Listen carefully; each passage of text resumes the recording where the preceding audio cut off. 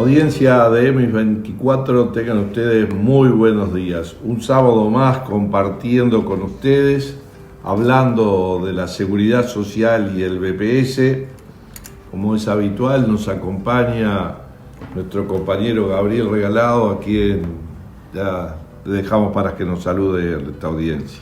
Buen día, Ariel, buen día, audiencia de M24, un gusto estar otro sábado para hablar de muchos temas que siguen sucediendo en estos últimos días del año prácticamente, que ya empezamos a cerrar una etapa seguramente de muchos balances, de lo realizado, de lo que queda para el año que viene, y bueno, de eso también seguramente vamos a estar hablando a lo largo del programa. Sí, pero de inicio recordar, siempre está presente, siempre anda con nosotros, sus enseñanzas, su compromiso, su actitud, fue la que forjó y forja esta Organización Nacional de Jubilados y Pensionistas, que es la ONAPU, y la participación en el directorio. El miércoles próximo pasado, el miércoles 13 de diciembre, hubiese cumplido 106 años el querido compañero Luis Alberto Colotuso, primer director representante de jubilados y pensionistas en el Banco de Previsión Social, primer director electo, además porque en nuestro sector, al tener los padrones el BPS, la Corte Electoral pudo hacer elección, cosa que no tenía construido con número de credencial ni los trabajadores activos, ni los representantes o las empresas, para que pudieran estar votando, y eso recién fue allá por el 2011, pero en el caso nuestro, bueno, siempre hubo disputa desde aquella primera vez, el 7 de septiembre, que se hizo la elección. Don Luis Colotuso, además, con otros colectivos de compañeros, como debe ser, fueron construyendo asociaciones, dando batalla, dando lucha, como la del 89, con la reforma que se hizo en la Constitución de la República, de alguna forma respaldado por más del 80% de la ciudadanía, donde, bueno, con una visión muy clara de que los trabajadores de ayer tenemos ese relacionamiento, esa unidad estratégica con los trabajadores de hoy, y que el ajuste de las pasividades no debía estar en la voluntad del Poder Ejecutivo de turno, sino que fuera el resultado de lo que los trabajadores de hoy conquistaban en el índice medio del salario. Pero los temas de vivienda, tantos otros temas que uno no puede dejar de relacionarlos con Luis Alberto Colotuso, la unidad en la diversidad, de un ONAPU de puertas abiertas, donde hay espacio, hay lugar, sigue habiendo, como desde el primer día, para que todas las formas de pensamiento, las distintas ideologías, las distintas visiones, bueno, solo con la suficiente condición de ser jubilados o pensionistas del BPS, bienvenido, y las asociaciones con toda esa, característica de actividad social, de integración, de tener una vejez activa, además de la lucha por nuestros derechos. Don Luis nos enseñó de eso, y sin duda lo tenemos presente a pesar de los años que ya físicamente no está con nosotros, pero en estos 106 años que estaría cumpliendo, nuestro recuerdo, nuestro reconocimiento, como lo hice el pasado miércoles en el propio directorio, porque creo que, ya directorio hizo su reconocimiento cuando el salón de actos acá en el 5º piso lleva el nombre de Luis Alberto Colotuso, y eso es para nosotros también un hecho histórico trascendente. Sin duda que además de muchos aspectos específicos que mencionaba Ariel, de muchas luchas que quedaron grabadas, digamos, en el imaginario social, digamos, de muchas organizaciones, es importante también cuando uno recibe un reconocimiento tan diverso y tan afectuoso de mucha gente, aún después de muchos años, no solo de retirado de lo que es la dirección, obviamente, sino después de varios años de su fallecimiento.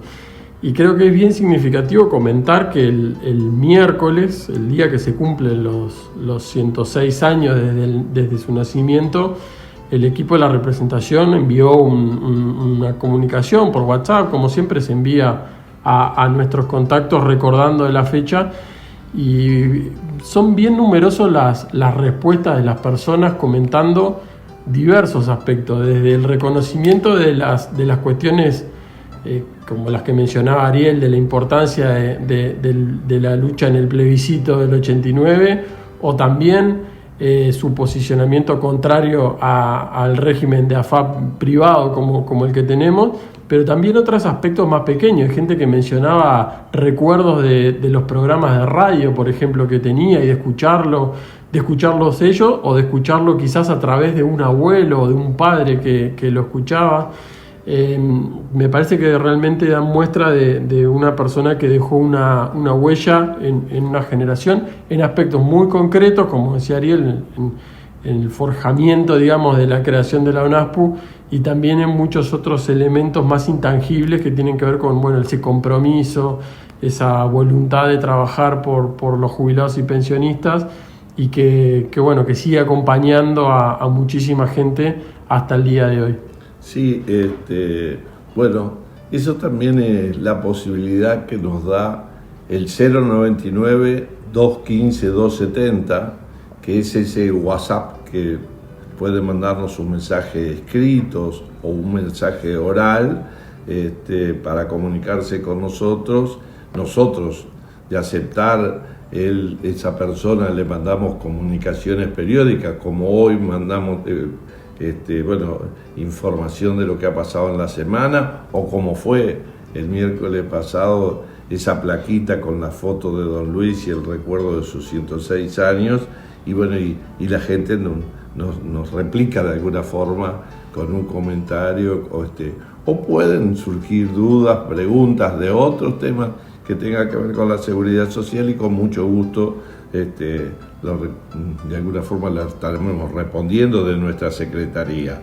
Pero también ya estamos a casi una semana del 10 de diciembre, el Día Internacional de los Derechos Humanos, y tuve una hermosa charla con Raquel, una querida compañera que ahora estaremos presentando, salteña, y que mucho trabaja en la discapacidad, los conocemos de muchos años, y hablando del 10 de diciembre, el Día Internacional, pero poco se conoce que el 9 de diciembre hay una normativa que creó el Día Nacional de los Derechos Humanos, y de eso y de otros temas que hacen a la discapacidad estamos hablando con ella.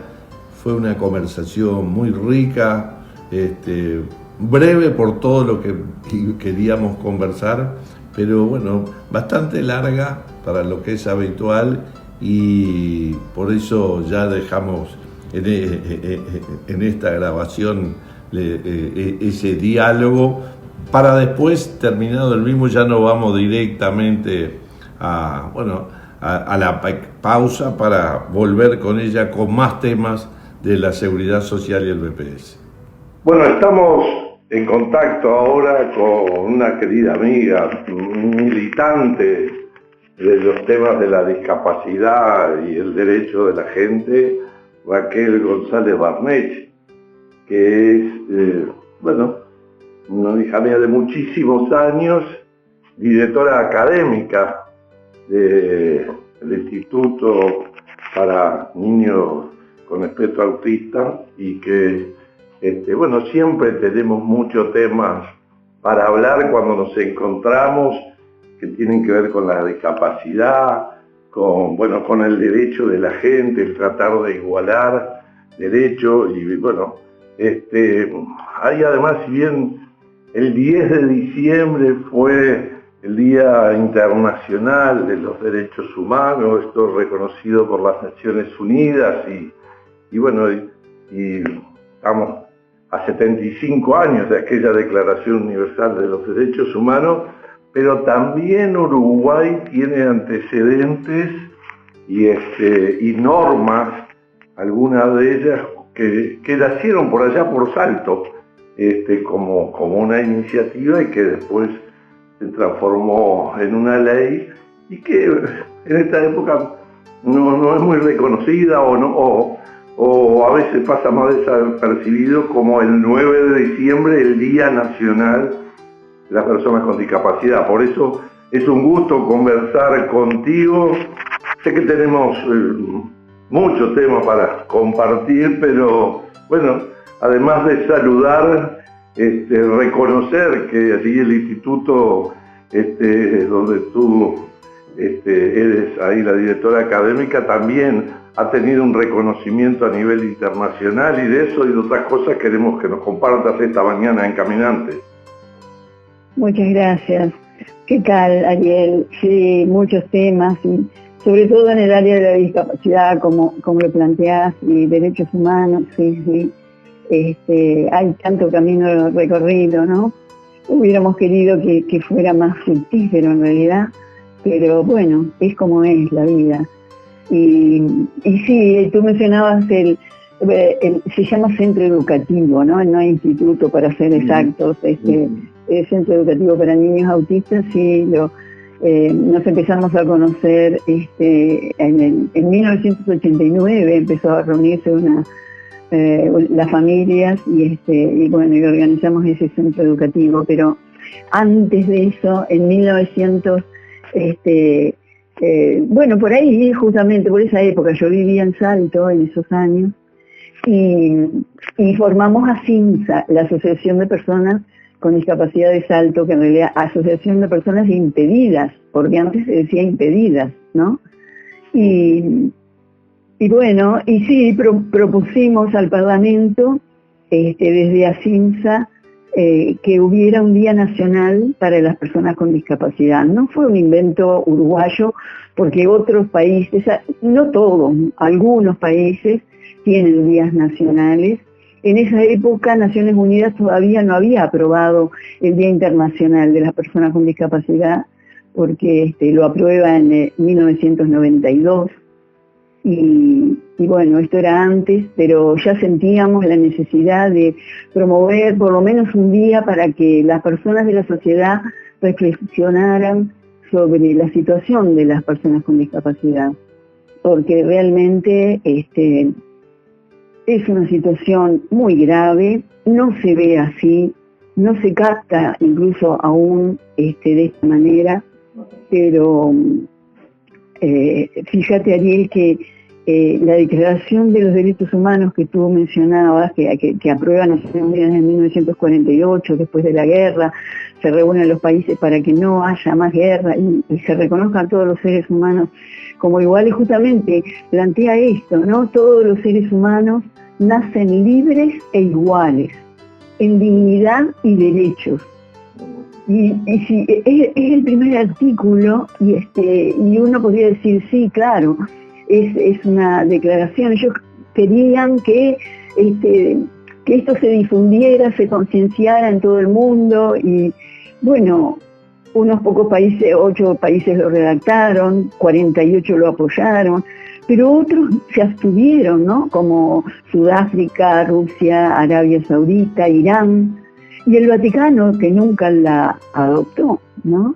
O sea que ya desde ese entonces se notan divergencias en torno a esto de seres humanos libres e iguales. Y bueno, y en esta misma declaración el artículo 26 habla de educación, y habla de educación, que es lo que estábamos nosotros allá en esos años, en el inicio de la década del 90, con familias. Las familias llevaban a sus hijos con autismo a la escuela o al jardín, y resulta que a veces los aceptaban, estaban 3 días y un día le decían a las madres, no lo traigan más acá porque no es lugar para ellos, y así. Y los rechazaban de las escuelas, y no había ni en Salto ni en la región, en esa época, ni privados. Tal vez no deberíamos retroceder tanto tiempo, ¿no? Porque de tener educación inclusiva, bueno, hace muchísimos menos años, y eso que es tan natural para un niño, integrarse con otro, y no tienen discriminación, no se dan como diferentes, porque en definitiva no todos somos iguales, eso ha costado, y a pesar de que haya alguna normativa que hemos avanzado en ese camino, todavía queda mucho por recorrer. Y sí, no somos iguales al encontrarnos como seres únicos e irrepetibles. Deberíamos ser iguales en derechos, ¿no? Uh-huh. Y nuestra legislación incorporó algo que aquella Declaración de Derechos Humanos del 48 menciona, que la educación debe ser, menciona que es un derecho, pero menciona que debe ser gratuita. La inclusión elemental y fundamental, y además obligatoria. Uh-huh. Nuestra Constitución la incorpora, sí, y la Declaración y la Convención sobre los Derechos de las Personas con Discapacidad del 2006, ya viniendo en este siglo XXI, también la incorpora porque resulta que no es así, y menos en el área del autismo y de otras condiciones de discapacidad. Muchas de las personas están obligados a ir a escuelas privadas porque el público no los aceptaba. Ahora hace poco se ha aprobado un protocolo de inclusión, denominado así, claro, pero en realidad es un protocolo que obliga a la institución pública a incorporar a los chicos que vayan. Pero eso no es inclusión, eso es aceptar un paso, es el primer paso de que no le niegan el ingreso, ¿no? Pero no le niegan el ingreso a veces, porque a veces, bueno, pero si no viene con un asistente personal, no puede ingresar. Eso es negar de alguna manera el ingreso, porque no siempre todas las personas con discapacidad, los niños y los jóvenes, acceden a un asistente personal. Ahí una de las reivindicaciones que nuestra Organización Nacional de Jubilados y Pensionistas plantea, y que a veces se piensa solo en la dependencia de la tercera edad, el tema de los cuidados, ¿no? Y creo que también, si bien la ley, cuando se crea en el 2016, que prácticamente no hemos avanzado mucho en esta administración, y BPS está pagando menos de las prestaciones que pagaba hace 4 años atrás, y en una tendencia decreciente, cuando, bueno, hay una necesidad, como dices tú, en la primera infancia, en las personas con discapacidad y en los adultos mayores también, ¿no? Y que la única forma de poder integrar, bueno, y en particular los niños con espectro autista, es que tengan esa posibilidad de incluirse, pero para ello precisan, bueno, de que se los acompañe, y no puede ser que el que no tenga recursos económicos termina siendo excluido. Sí, el que no tenga, o el que tenga por encima de los rangos que establece la legislación, ¿no? El caso es que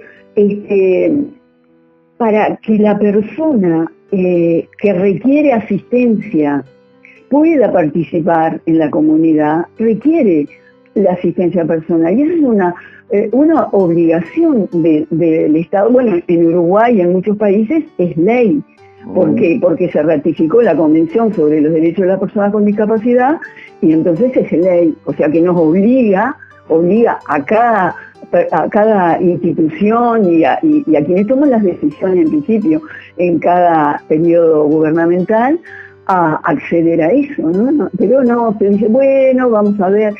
Nosotros estuvimos todos de acuerdo en el área de la discapacidad cuando se aprobó la ley del sistema de cuidados, de aprobarlo así, empezar por un grupo y que fuera progresivo.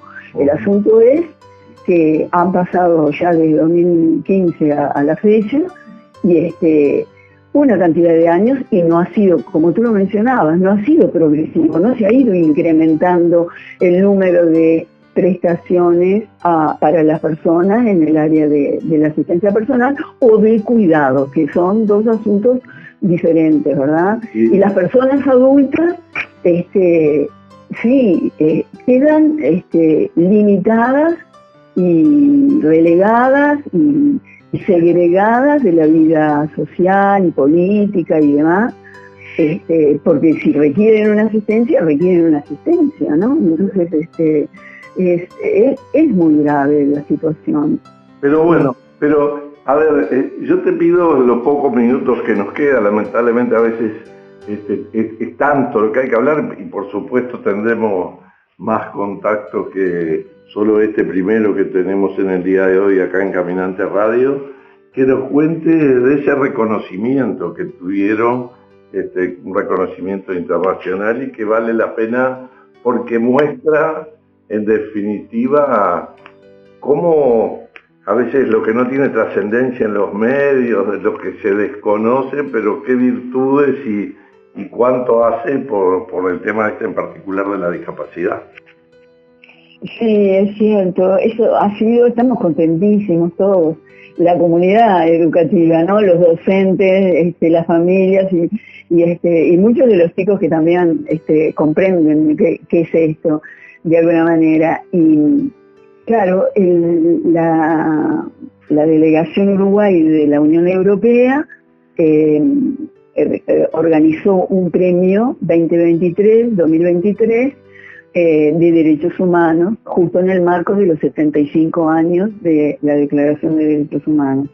Y dio un premio, un premio que era monetario, $5.000, y luego se lo obtuvo una fundación Dianova que se dedica al trabajo con personas con adictos a la droga. Y luego 2 menciones especiales, sin aporte económico, pero bueno, menciones especiales al fin, de las cuales una fue la Fundación Diabetes Uruguay y otra el Centro Educativo para Niños Autistas de Salto. Y bueno, y eso es un reconocimiento a la trayectoria, a la dedicación y al resultado. ¿Y qué es lo que hacemos? Si bien es una asociación civil sin fines de lucro, no es público, es privado, no es público porque hicimos todas las gestiones posibles y siempre se negó el sistema de incorporar esta metodología de trabajo para chicos con autismo. Pero bueno, allí desde el principio dijimos, si para todos los niños y jóvenes del país la educación básica es gratuita y obligatoria, también para estos chicos. O sea que, si bien es privado, no hay que pagar ni inscripción, ni cuota, ni nada. En principio, el que quiere colaborar, obvio que le decimos que sí, y algunos colaboran porque pueden, otros no pueden. Entonces la comisión directiva, la comunidad en realidad, busca recursos de diferentes maneras. Y lo que hacemos ahí es enseñarle a los chicos las habilidades básicas para que puedan desarrollar su vida en el jardín, en la escuela, en UNTU, en el liceo, en fin, son todos diferentes, o sea que unos hacen un camino y otros otro, pero trabajamos especialmente en esas áreas donde las personas con esta neurodiversidad autismo tienen más dificultades, que son en las interrelaciones sociales, el aprender a actuar con otro o en grupo, a responder, el gestionar sus emociones para que no vivan esas situaciones de crisis, de berrinches, que otros dicen, es así. No, a veces es así, pero si es educado puede modificar su comportamiento. Y luego en las habilidades cotidianas, desde limpiarse los dientes hasta servirse el café, lo que fuera, ¿no? Pelar una naranja, todas esas habilidades que son diarias, cotidianas, que podemos decir, bueno, pero eso mínimo, a veces lo tendrían que aprender en la casa, dicen algunos, no, pero en la casa no siempre tienen ni el conocimiento sobre cómo aprende una persona con autismo, ni el tiempo para dedicarle, porque algunos chicos aprenden bastante rápido, pero otros no, pues cualquiera de estas condiciones, actividades, puede llevar semanas. Entonces, lo que importa es un apoyo para los padres también, sí. Porque, bueno, no solo que son los primeros responsables, cae sobre ellos esa responsabilidad. Acá el Estado también tiene que participar y a veces cuando no se ha resuelto por ese lado, existen organizaciones sin fines de lucro, voluntariado, que en el marco de la sociedad y el apoyo ciudadano lleva a poder desarrollar estas cosas y bueno, es bienvenido que la podamos compartir en esta mañana. Todos los que te estamos escuchando aprendemos, siempre es importante escuchar la opinión de otro, pero estos temas que a veces, aunque ahora tenga un poco más de difusión, todavía es insuficiente y precisamos una mayor visibilidad de un sector de la sociedad que tiene una discapacidad, que puede ser el trastorno autista, como hace unos días estuvimos hablando con la asociación Down, pero que en definitiva precisa política focalizada para integrarlos, porque las normas generales a veces no les llegan, no les generan derechos y tenemos y precisamos normas particulares. Por eso yo te agradezco mucho. Vamos a seguir hablando, tal vez cuando empiece el 2024.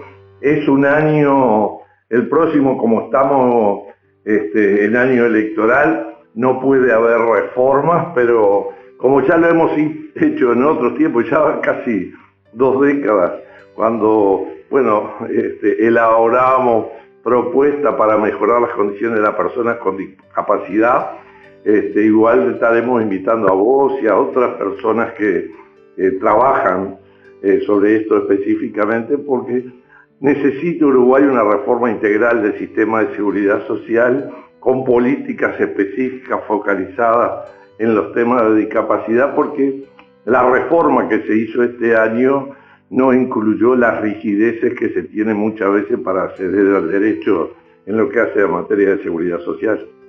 Sí, es cierto, sí. Sí, y se necesita mirar el tema desde otro lugar, porque si continuamos mirándolo desde el punto de vista de que es la misma estructura organizativa de la sociedad, de la escuela o de las leyes previsionales, con la misma estructura, solo que agregando un poco, así no se adelanta mucho. Lo que tenemos que pensar es que es desde el área de derechos humanos. Entonces, desde el área de derechos humanos, si tienen derecho a la educación como cualquier otra persona, entonces eso hay que solucionarlo ya, como lo hacen otros países. En el 83, yo lo viví en Italia, ya era inclusivo, no se llamaba inclusivo, pero ya era inclusiva la educación allá. Y no es tan complicado. Fíjate que solo en el área del autismo, 323 son los que, relacionado con el último censo, es el número de personas con autismo que el patronato del psicópata, que está obligado a tener ese número, lo tiene. O sea que no es tanta cantidad. Las personas sordas son 30.000. Aunque hubiera uno que lo requiera, una educación inclusiva que amerite hacer transformaciones estructurales, hay que hacerlas, pero además no son muchas las personas con condiciones diferentes, y así pues, seguimos, ¿no?, con las personas ciegas o con otras condiciones. Así que sí, gracias por la invitación y a las órdenes para hablar de cualquiera de estos temas. Un gusto y un fuerte abrazo y muy buen año que finalice y que sea mejor, y saludos a toda la gente ahí por Salto y todos los amigos queridos que tenemos en común. Un abrazo grande. Muchas gracias, que estés bien también y feliz año para todos. y todas. Estás escuchando Caminante en M24. Bien, continuamos compartiendo la mañana de sábado aquí en Caminante Radio por M24, 97.9 FM aquí en el sur, 102.5 en el este de Uruguay. También nos pueden escuchar por m24.com.uy desde cualquier lugar del mundo, y también para la gente que nos escucha en el oeste, FM Claridad en Colonia. A partir de las 9 de la mañana también nos pueden escuchar por allí. Hay un tema que queríamos compartir en esta mañana de sábado con ustedes y que siempre hace al interés de los jubilados y pensionistas, y que tiene que ver con la vivienda, la situación de las soluciones habitacionales y, bueno, en particular la respuesta que se puede dar desde BPS con esta política a muchas personas que lamentablemente todavía tienen una incertidumbre, un problema para resolver una vivienda o un hogar. En anteriores programas estuvimos hablando de un proyecto piloto de subsidio de alquiler que se puso en marcha este año, un proyecto especial para tratar de buscarle una vuelta, una alternativa a este tema de las soluciones habitacionales. Y el miércoles pasado estuvo en la discusión, en la sesión de directorio de cada semana, un análisis, una evaluación de los primeros pasos de este proyecto piloto, y de eso con respecto a eso queríamos compartir unos minutos este sábado con ustedes, Ariel. Sí, porque sin duda desde el 2009 hay posibilidad de que una solución habitacional sea el alquiler, pero era solo para aquel que tenía el lanzamiento, el desalojo, habiendo sido buen pagador, estando inscripto dentro de programas de soluciones habitacionales, era desalojado, o en una pequeña localidad que, porque la demanda es mínima, no vale la pena la construcción de un complejo, y no hacemos viviendas individuales. Desde aquel 2009 era posible en esas condiciones dar algún alquiler, y hay cerca de 1000 alquileres desde aquella época. Pero este año creo que también, pensando en el retraso y la demanda insatisfecha brutal, porque como hemos dicho más de una vez y no nos cansamos de repetir, BPS no hizo un llamado a licitación durante toda esta administración, el Ministerio de Vivienda no hizo llamado para cumplir con esas 607 viviendas que dentro de las 50.000 que en este periodo de gobierno se iban a construir, se construyeran. Cerca de fines de septiembre se aprobó hacer un plan piloto hasta diciembre. Y en la última, esta fue la penúltima, el pasado miércoles, la penúltima reunión de directorio, evaluar para ver qué dificultades tenemos, cuál es el resultado de una experiencia que en 38 días hábiles, que eso fue desde la aprobación de la resolución del directorio hasta cuando se hizo el informe, que fue a partir del viernes de la otra semana, el viernes 8, en 38 días fue todo el proceso de primero convocar a gente que, estando registrada en una de esas 10 poblaciones que habíamos definido que era donde íbamos a hacer la experiencia, tuviera la voluntad de resolver su tema habitacional a través de una casa que se alquilara. Se convocaron a 100 personas, se los citó una a una, de las cuales pudimos tener respuesta de 86, un número importante que tuvo respuesta. Hubo allí un 20% que prefirió esperar la construcción de un complejo, que no tenía interés de vivir solo, digamos, en una casa. Conocen de repente las razones, puede ser el querer compartir con otros amigos de sus propias generaciones, el salón de usos múltiples, las actividades que muchas veces se hacen en los complejos, llevó que hubiera un 20% de esas personas que no estuviera dispuesto a ella. Pero lo que pensábamos que iba a haber una fuerte demanda de ofrecimientos de vivienda para alquilar, no fue tanto.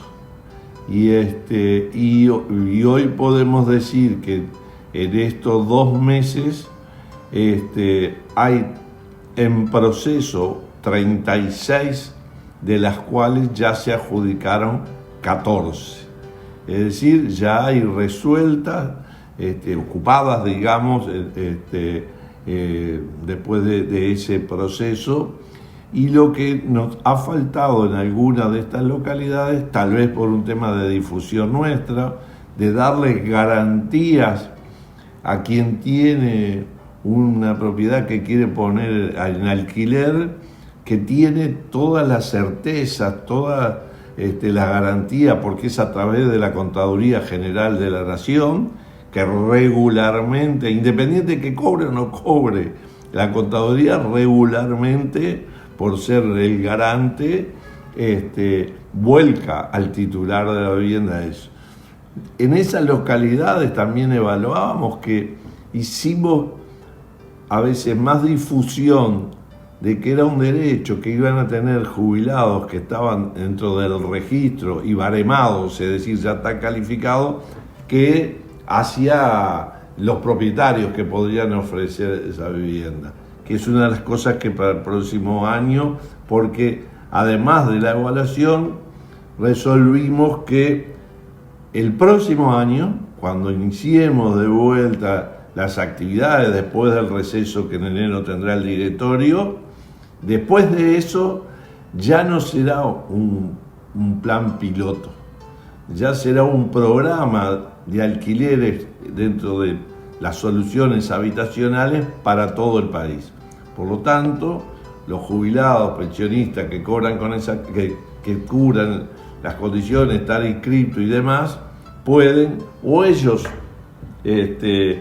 decir, bueno, yo vivo en Montevideo y conozco, hay un apartamentito y el dueño está dispuesto a alquilarlo a través del programa del BPS, y bueno, si cumple con las condiciones, podrá ser en Montevideo, en Artigas o en cualquier localidad. Creo que eso es bien importante, creo que va a seguir dando respuesta, además en una situación que hay que promover. El martes de la semana pasada, este martes 12, hubo una reunión de todos los gerentes de primer nivel con el directorio del BPS, haciendo una evaluación del plan anual.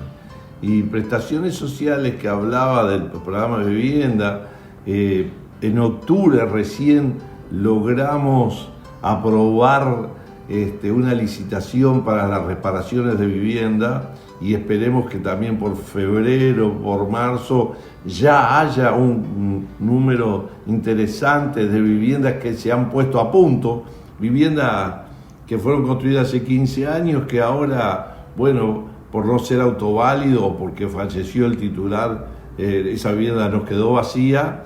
La puesta a punto es que ponerla en las mismas condiciones como si fuera nueva. Eso lo hacen empresas que ganaron la licitación, algunas por zonas, y bueno, y en ese informe nos decía, este programa de soluciones habitacionales tiene casi 30 años. Hasta la expectativa de vida era distinta hace 30 años de los adultos mayores.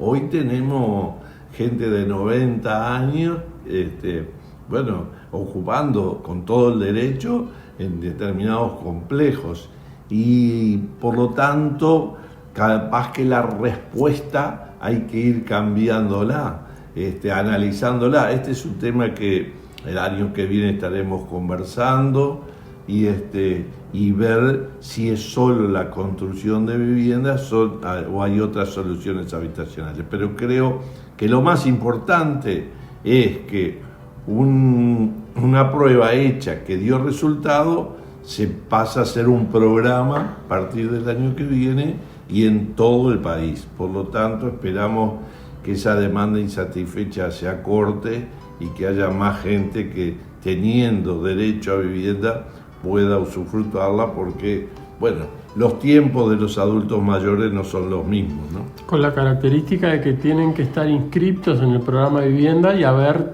recibido la visita de los asistentes sociales para establecer la valoración, digamos, que se hace socioeconómica de cada persona. Exactamente, pero es decir, estar lo que se llama baremado, estar en esas condiciones. Hoy hay un poco más de 2.000 jubilados de los 6.400, hay cerca de 2.000 que están baremados y por lo tanto, bueno, se pueden estar llamando a esas personas y ojalá que el número se multiplique varias veces de los 14 que se han entregado en estos 38 días hábiles. Pero porque se nos está yendo el tiempo y queríamos retomar lo que hace 2 audiciones junto con Fabricio, nuestro compañero Fabricio D'Angelis, el asesor legal, y tú, Gabriel, como economista y integrante del colectivo que trabaja en la representación, nos informaba sobre 1 de diciembre se avanza más en la reforma de la ley 20.130. En esa reunión de evaluación que yo te decía del martes, que compartía con la audiencia, se presentó esto que ahora vamos a hacer con la audiencia al propio colectivo de gerentes y directores, y de, bueno, cuáles son los derechos que se modifican a partir del 1 de diciembre y demás, y algunas preocupaciones que se reiteran igual que el 31 de agosto. Hay cosas que entraron a regir, ¿no? Hoy estamos 16, hace 16 días, el 1 de diciembre, y todavía no está el decreto reglamentario.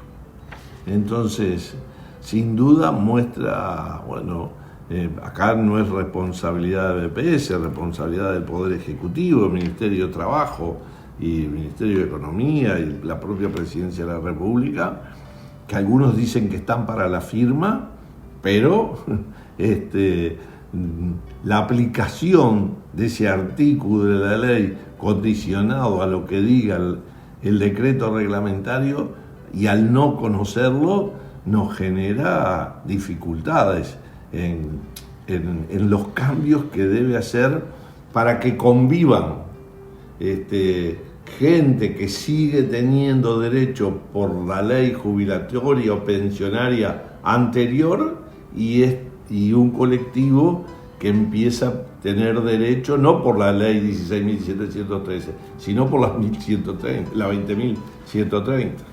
Seguro, porque si en el 1 de agosto tuvimos ya problemas y los decretos se publicaron un día antes, a raíz de que indudablemente esto requiere de parte de BPS una puesta a punto de los sistemas, un trabajo muy específico de programación informática para que cuando a partir de la entrada en vigencia de los cambios cualquier persona se presente, se le pueda hacer un cálculo, se le pueda brindar la información certera.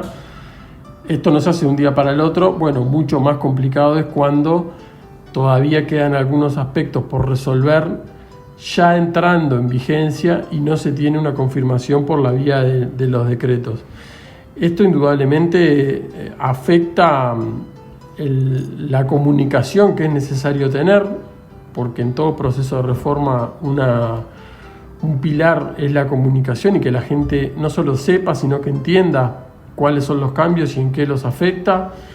Y hay muchos aspectos que han quedado sin el detalle o sin la precisión que requieren. repasando incluso algunos de los aspectos que tienen que ver con la entrada en vigencia de cambios a partir del 1 de diciembre, se menciona en varios pasajes la intervención de la Agencia Reguladora de Seguridad Social, que era tan importante crear y que era un paso tan significativo en la institucionalidad, digamos, de la seguridad social, y que sin embargo, por temas legales de plazos, no se llegó ni siquiera a conformar esa agencia reguladora.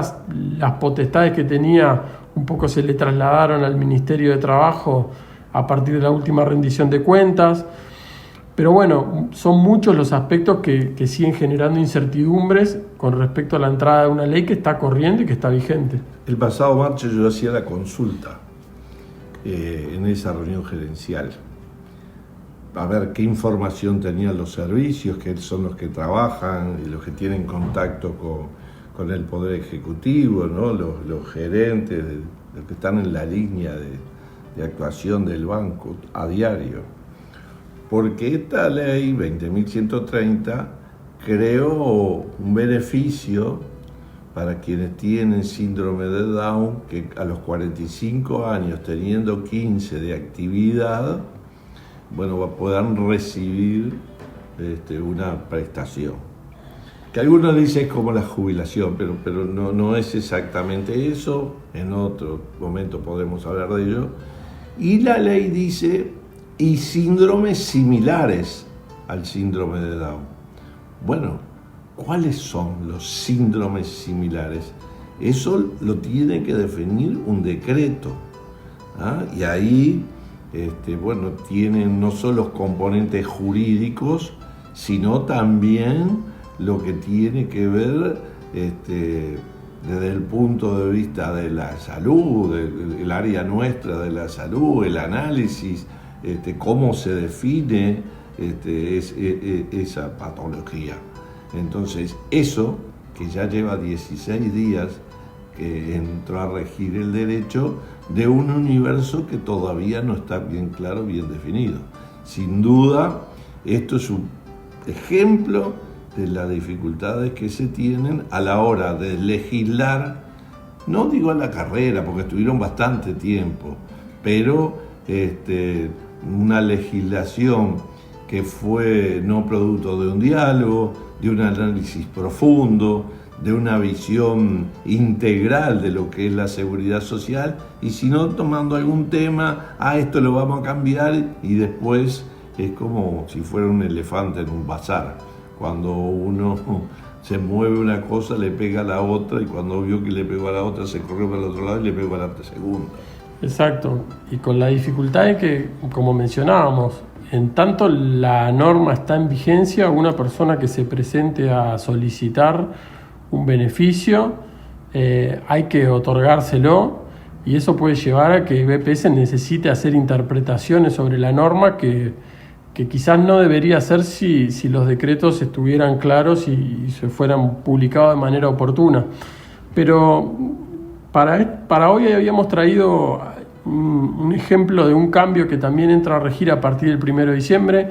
En audiciones pasadas hablamos sobre todo de la entrada en vigencia del sistema previsional común y qué implicaba, siendo quizás el cambio más grande para las personas que se incorporan al mercado de trabajo, la obligatoriedad de destinar parte de su cotización a una AFAP, a una administradora de fondos. Ya no existe más un tope como hasta el 30 de noviembre se fijaba por debajo del cual no era obligatorio cotizar una AFAP. Ahora, independientemente del salario, el 5% de la cotización, de ese 15%, mejor dicho, ¿no? La tercera parte de lo que se cotiza para la seguridad social se destina a una AFAP. Hay algunas modificaciones allí en torno a, cómo se elige la AFAP, qué pasa si la persona no lo elige, cómo se cobra la comisión, en función de qué criterios, etcétera. Esos son cambios bien importantes que conviene tener en cuenta y que probablemente sobre los que vamos a seguir insistiendo a futuro.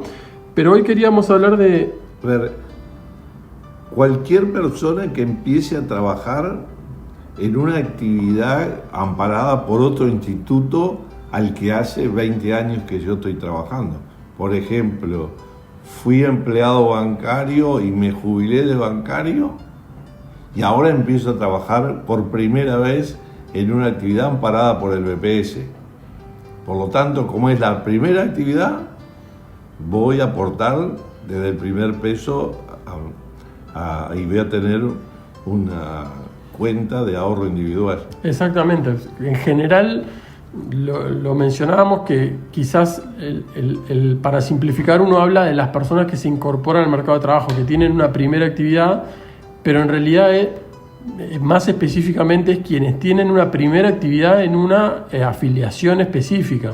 Como decía Ariel, puede darse el caso de alguien que trabajó toda la vida aportando a la caja bancaria y claro, se jubila o incluso no se jubila, digamos, decide comenzar una actividad en paralelo, pero con una afiliación de BPS y bueno, automáticamente si es su primera actividad en esta afiliación, su primera actividad amparada por BPS, va a tener que realizar una cotización a la FAP. Digamos, parte de su cotización va a una FAP. Eso pasa mucho con los policías y los militares que se jubilan jóvenes y entonces por primera vez empiezan a trabajar en una actividad amparada por el BPS. Pero de todas formas, más allá de que en relación al resto son jóvenes, el tiempo que van a poder cotizar es poco, porque supongamos que a los 55 años empieza a trabajar de portero por primera vez amparado por el BPS, o que trabaja hasta los 70, tendrá 15 años en su cuenta individual, muy poca capitalización como para tener una prestación suficiente. Bueno, es parte también, incluso los defensores del sistema reconocen que recién en la maduración del sistema uno puede encontrar montos de rentas AFAP relativamente dignos, por decirlo así.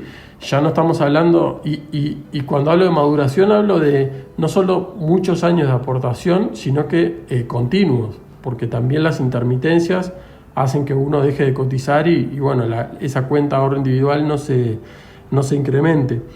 Pero hoy queríamos hablar de una modificación que tiene que ver con un avance que se empezó a dar en el año 2008 con la ley de flexibilización, esa ley tan atacada, pero que sin embargo luego afortunadamente se mantuvo incluso en la discusión de esta reforma de la 20.130, muchos de esos aspectos de la flexibilización se mantuvieron, y uno de ellos es la bonificación de un año de actividad por hijo nacido vivo para las mujeres, que esta reforma incluso, la 20.130, extiende para aquellas mujeres que hayan tenido hijos con una discapacidad severa y le adiciona 2 años más. Es decir, para una mujer que tiene un hijo con una discapacidad severa, en vez de computar un año ficto de actividad, se le computarían 3 años fictos de actividad. Eso empezó a regir a partir del 1 de agosto.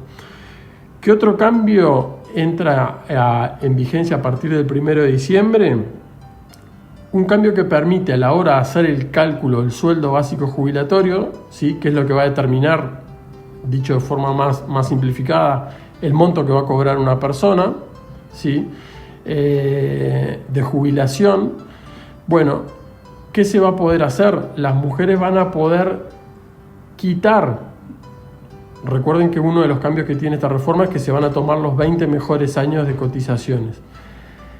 Van a poder quitar de esos 20 mejores años hasta un máximo de 5 años en función de la cantidad de hijos que hayan tenido, ¿sí?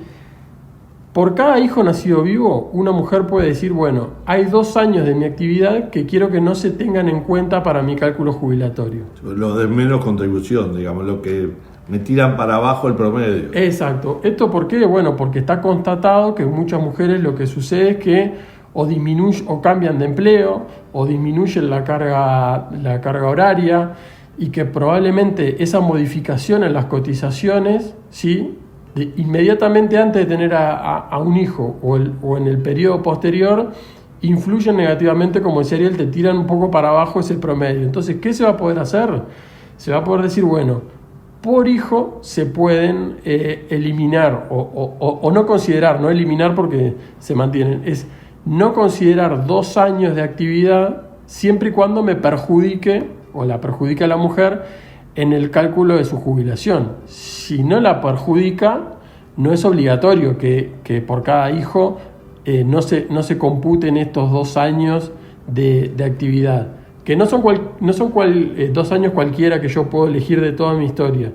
Es en un rango de tiempo, no pueden ser actividades que hayan sucedido 6 meses antes del nacimiento o que hayan comenzado 3 meses después del nacimiento. Eso en particular es para las mujeres y que tuvieron hijos, y en el caso de tener hijos con discapacidad severa, pueden 2 años poder retirar de ahí. Claro, son hasta 5 se pueden. Claro, son digamos, beneficios distintos. Uh-huh. El de hijo nacido vivo, 1 año, hijo nacido vivo con discapacidad severa, 3 años. Estos son años fictos de aportación que se consideran, que esto suma sobre todo para alcanzar los 30 años que se piden. Uh-huh. Y esta modificación en particular no es para calcular la jubilación. Claro, es para el cálculo de la jubilación, para ver cuánto me va a tocar. Y como se entiende que en los periodos inmediatos previos al nacimiento o en el año incluso posterior, eso está estadísticamente probado, hay un descenso ya sea de la actividad o de las remuneraciones producto del descenso de la carga horaria que tienen las mujeres, es tratar de, en cierta manera, amortiguar ese efecto negativo que puede tener en la jubilación, permitiendo que si se van a tomar los 20 mejores años, en el caso de los periodos de hasta 2 años por hijo en el entorno al nacimiento, no se consideren y no me tire para abajo ese promedio.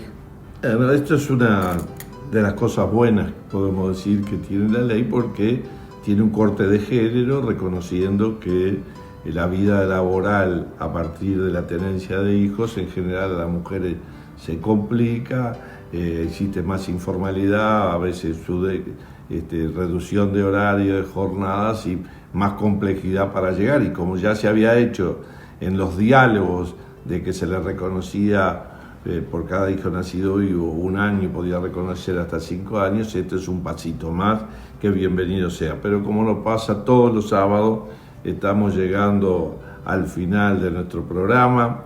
Queremos compartir con la audiencia que el próximo sábado 23 y el 30 estamos a día antes de las fiestas navideñas de fin de año, el receso del directorio, pero nos pareció importante compartir nuevamente con ustedes los 2 programas que hicimos de análisis, de evaluación de lo que fue el Congreso de nuestra UNAP, porque ahí hay una síntesis muy grande de lo que ha hecho esta organización, lo que ha avanzado en este 2023, y hay también propuestas que estamos construyendo para un 2024 que le deseamos a todos que sea más fructífero, que podamos pasar con nuestros hijos, con nuestros nietos, con nuestra familia, poder en definitiva recordar también a quienes no están junto a nosotros, y por eso le agradecemos mucho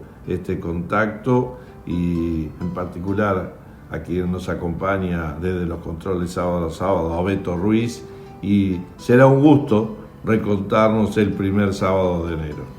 Sin duda, el deseo de que todos tengan un muy buen fin de este 2023, que pasen muy bien en las fiestas, y el agradecimiento por habernos acompañado a lo largo de todo el año, y con la promesa de volver, como dicen las murgas, Ariel.